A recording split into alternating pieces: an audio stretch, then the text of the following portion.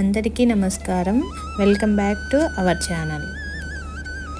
సోమవారం శివుడికి చాలా ఇష్టమైన రోజు. ఇంకా కార్తీక మాసం శివుడికి ఇష్టమైన మాసం. ఈ కార్తీక మాసంలో శివారాధన ఎలా సులభంగా చేసుకోవచ్చో ఈ వీడియోలో చూద్దాం.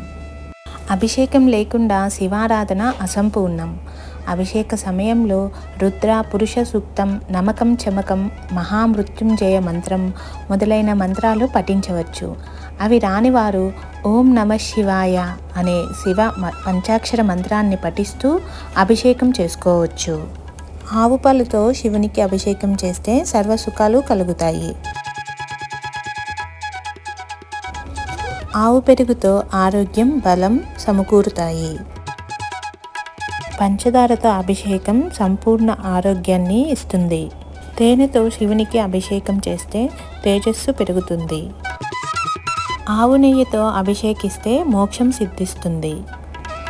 ఇలా పంచామృతాలతో శివుణ్ణి అభిషేకించిన తర్వాత జలంతో శివలింగాన్ని కడిగి ఈ పంచామృతాలన్నిటినీ ఒక పాత్రలోకి తీసుకొని పూజ అనంతరం మనం తీర్థంగా స్వీకరించవచ్చు. ఈ తర్వాత శివునికి చందనంతో అభిషేకం చేయడం వల్ల కీర్తి ప్రతిష్టలు లభిస్తాయి.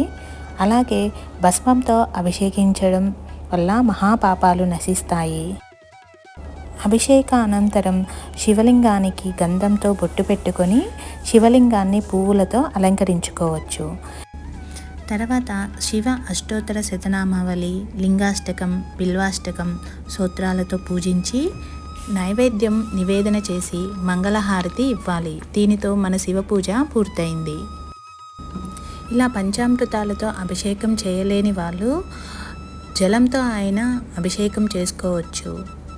అభిషేకంలో ఎన్ని ద్రవ్యాలతో చేశామా అని ముఖ్యం కాదు.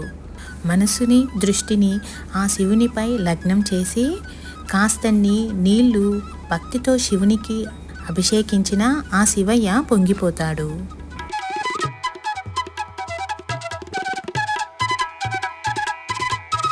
ఈ వీడియో కనుక మీకు నచ్చినట్లయితే please like, share and subscribe my channel.